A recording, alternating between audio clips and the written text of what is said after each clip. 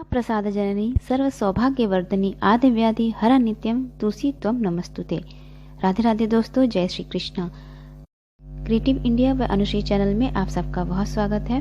दोस्तों, आज की वीडियो में तुलसी का पूजन कैसे करना है, तुलसी माता की पूजा कार्तिक मास में किस विधि से करनी है, तुलसी में जल कब दें, तुलसी में दीपदान कब करना है, तुलसी में जल देते समय किन मंत्र का जाप करना चाहिए, कार्तिक मास में सबसे पहले तुलसी की पूजा करें, तुलसी माता की पूजा करें या फिर भगवान श्री विष्णु की पूजा करें। कार्तिक मास में सबसे पहले भगवान सूर्य देव को जल अर्पित करें या तुलसी माता के क्यारे में जल दें। ये सभी बातें आज के इस वीडियो में शेयर करने वाली हूँ। बहुत ही अहम और महत्वपूर्ण बातें बताने वाली हूँ। वीडियो को अंत तक आप जरूर सुनिएगा। शुरू करते हैं अपना वीडियो। दोस्तों, कार्तिक मास भगवान श्री हरि विष्णु का अति प्रिय मास है। इस मास में यदि आप भगवान श्री विष्णु के साथ माता तुलसी का पूजन करते हैं, आपको 1000 गुना अधिक पुण्य की प्राप्ति होती है। कहते हैं तुलसी माता में कार्तिक मास में जल देने से मोक्ष की प्राप्ति हो जाती है। इस प्रकार भगवान श्री हरि विष्णु के भोग में एक तुलसी का पत्ता जब नहीं डलता है तब तक वे भोग स्वीकारते नहीं हैं। और उसी तरह से कार्तिक मास में बिना तुलसी पूजन कि आपकी कोई भी पूजा ये नियम पूर्ण नहीं होता है, वे अधूरा रहता है। तो कार्तिक मास में भगवान श्री हरि विष्णु के साथ माता तुलसी की पूजा जरूर करें। अब बात करते हैं माता तुलसी की जो सुबह पूजा की जाती है, वे पूजा कैसे करें। तो सुबह आप जल्दी तो उठ ही जाते हैं, स्नानादि क्रिया से निर्वृत्त होकर स्वच्छ वस्त्र धारण करके आप सबसे पहले भगवान सूर्यदेव को जल अर्पित करें। ये आपके ऊपर निर्भर है, या फिर आप तुलसी माता के जड़ में भी जल अर्पित कर सकते हैं, या फिर आप सबसे पहले भगवान श्री हरि विष्णु की पूजा कर लीजिए, उसके बाद तुलसी माता की पूजा कर लीजिए, या फिर सबसे पहले आप तुलसी माता की पूजा करने के बाद सूर्यदेव को जल दे सकते हैं, या फिर भगवान श्री हरि विष्णु की पूजा कर सकते हैं। ये आपके ऊपर निर्भर है, इसे कोई भी दोष नहीं लगता है, इसमें कोई संशय की बात नहीं है। जैसे आपके पास समय है उसके अनुसार आप सबसे पहले जिन भी देवी देवता की पूजा कर सकते हैं। सुबह तुलसी माता में जल अर्पित कीजिए, उसके बाद धूप दीप ज्योत प्रज्वलित कीजिए। तुलसी में थोड़ा सा तुलसी माता को थोड़ा सा भोग जरूर लगाएं। भोग के रूप में आप बताशा, चीनी या कोई मीठा प्रसाद रख सकते हैं, कोई फल रख सकते हैं। तुलसी माता की परिक्रमा करें। तुलसी का पौधा ऐसा होना चाहिए कि आप तुलसी के पास इतनी जगह जरूर होनी चाहिए कि आप तुलसी की परिक्रमा कर पाएं। अगर नहीं है तो कोई बात नहीं है, आप जिस स्थान पर खड़े होकर माता तुलसी की पूजा कर रहे हैं वहीं पर 4 बार, 11 बार या 7 बार माता तुलसी की परिक्रमा कर लीजिए। और तुलसी की परिक्रमा करते हुए, माता तुलसी की परिक्रमा करते हुए यह मंत्र जरूर बोलना चाहिए। आप कोई भी मंत्र बोल सकते हैं, ओम तुलसी देव्यो नमः, या ओम नमो भगवते वासुदेवाय नमः, या फिर महाप्रसाद जननी सर्व सौभाग्यवर्धनी आदि व्याधि हरा नित्यम तुलसी त्वम नमस्तुते। किसी भी मंत्र को बोलते हुए आप परिक्रमा कर सकते हैं, जल अर्पित कर सकते हैं। भगवान श्री हरि विष्णु का यह मंत्र अति प्रिय है माता तुलसी को। ओम नमो भगवते वासुदेवाय नमः। इस मंत्र को यदि आप माता तुलसी के पास बोलते हैं, माता तुलसी प्रसन्न होकर आपको अपार आशीर्वाद देती हैं, मोक्ष की प्राप्ति होती है, सर्व सौभाग्य की प्राप्ति होती है। तो इस तरीके से आप सुबह की पूजा कर लीजिए तुलसी माता की। उसके बाद भगवान श्री हरि विष्णु की पूजा करें। भगवान श्री हरि विष्णु को भोग लगाएं, माता लक्ष्मी को भोग लगाएं। भगवान श्री हरि विष्णु के भोग में तुलसी दल जरूर डालें। और दोस्तों, तुलसी माता के क्यारे में आप यदि थोड़ा सा हल्दी डालते हैं, हल्दी डालकर पूजा करते हैं तो आर्थिक तंगी दूर होती है। माना जाता है कि तुलसी के जो दीपदान आप करेंगे, तुलसी माता के क्यारे में जो दीपदान आप करेंगे, जो दीपक जलाएंगे, वे घी का दीपक जलाइए या फिर तिल के तेल का दीपक जलाइए।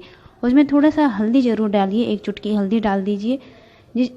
हल्दी डालने से क्या होता है, घर की जो आर्थिक तंगी होती है वे दूर होती है, दुर्भाग्य दूर होता है, घर में जो नकारात्मक ऊर्जा है वे दूर होती है। माता तुलसी के क्यारे में कार्तिक मास में दीपदान करते समय ये काम आप जरूर करें। कार्तिक मास के पूरे महीने में माता तुलसी के क्यारे में दीपदान जो कर रहे हैं, दीपक जला रहे हैं, वह दीपक आप आटे का भी जला सकते हैं, धातु का दीपक ले सकते हैं, या फिर मिट्टी का दीपक ले सकते हैं। मिट्टी का दीपक अगर आप लेते हैं तो आपको प्रतिदिन बदलना पड़ेगा, क्योंकि पुराने मिट्टी के दीपक में हम दीप नहीं जला सकते हैं। का दीपक अगर आप लेते हैं तो प्रतिदिन आटा गूंद कर, साफ सुथरा आटा गूंद कर, स्वच्छ आटा गूंद कर उसका एक दीपक बना लीजिए, बाती डाल लीजिए और तेल या घी से दीपक प्रज्वलित कीजिए। धातु का दीपक अगर आप ले लेते हैं तो आपके लिए उत्तम रहेगा और बहुत ही सरल रहेगा, इसमें कोई आपको दिक्कत नहीं होगी, क्योंकि धातु का दीपक आप दीप प्रज्वलित करते हैं, उसके बाद उसे धोकर साफ करके दोबारा उसमें दीप प्रज्वलित कर सकते हैं। उसे बदलने की जरूरत नहीं पड़ेगी। तो आप ऐसे माता तुलसी के क्यारे में दीप प्रज्वलित कीजिए। रविवार के दिन या एकादशी के दिन माता तुलसी के जड़ में जल अर्पित नहीं किया जाता है, केवल दीप प्रज्वलित किया जाता है। सुबह या शाम के समय माता तुलसी के क्यारे में जल अर्पित नहीं करना चाहिए।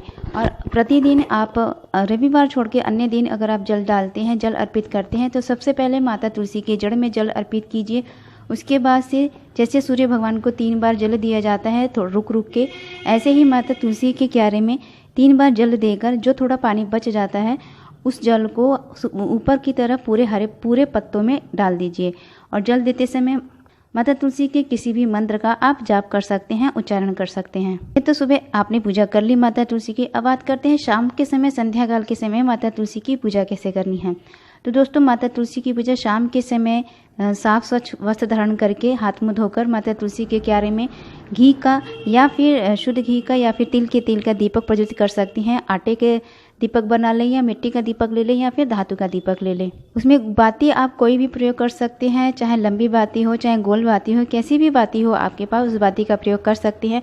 देखिए दोस्तों, तो किसी भी देवी देवता की पूजा करते समय मन में कोई संशय नहीं रखना चाहिए कि दीपक किस धातु का लें या बाती कौन सी लगाएं या फिर हमें जल कैसे देना चाहिए या फिर हमें जल देते समय किस पात्र का प्रयोग करना चाहिए। ऐसा कोई भी संशय मन में ना रखें। जो भी आपके पास वस्तु है, जो भी सामान है, वैसे ही आप पूजा कीजिए, इसमें कोई दोष नहीं लगता है। कहते हैं सामर्थ्य जितनी शक्ति उतनी भक्ति, उसी के अनुसार हमें पूजा करनी चाहिए। अगर हम शक्ति नहीं है और भक्ति ज़्यादा करते हैं और तो उसका भी दोष लगता है, क्योंकि जब हमारे पास शक्ति नहीं रहेगी तो हम भक्ति क्या करेंगे, क्या भगवान का नाम लेंगे, क्या उनके नियम धर्म करेंगे। उल्टे सीधे तरीके से हम नियम धर्म करते हैं तो वह दोष होता है, उसका दोष हमें लगता है। तो जितनी शक्ति उतनी भक्ति के अनुसार आप पूजा कीजिए। माता तुलसी के क्यारे की पूजा कीजिए, भगवान श्री हरि विष्णु की पूजा कीजिए। अब बात कर संध्या काल के समय माता तुलसी के क्यारे में ज्योत प्रज्वलित कीजिए। माता तुलसी के क्यारे में संध्या काल के समय जल अर्पित नहीं किया जाता है। इस बात का विशेष रूप से ध्यान रखें कि माता तुलसी के क्यारे में संध्या काल के समय जल अर्पित ना करें। तो ज्योत प्रज्वलित करने के बाद उन्हें धूप दिखाइए, भोग लगाइए। भोग के रूप में आप कुछ भी बताशा, मिश्री या फिर चीनी का कुछ भी भोग आप लगा सकते हैं, जो चीज़ आपके पास उस समय पड़ी हो। तुलसी के क्यारे में थोड़ा सा हल्दी या चंदन अर्पित कीजिए। माता तुलसी को सिंदूर नहीं लगाना है। देवोत्थान एकादशी के दिन माता तुलसी का सिंदूर लगाया जाएगा। उसी दिन माता तुलसी का 16 श्रृंगार किया जाएगा, उनका विवाह किया जाता है।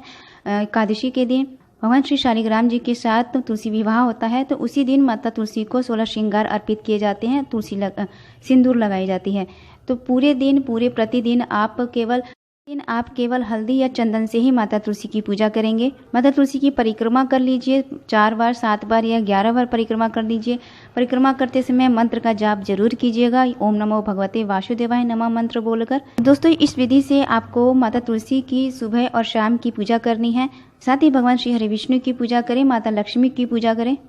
भगवान श्री हरि विष्णु के सहस्त्र नाम का जाप कर सकते हैं माता तुलसी के पौधे के पास बैठकर, या तुलसी माता की आरती कर सकते हैं, या फिर तुलसी स्तोत्र का पाठ कर सकते हैं।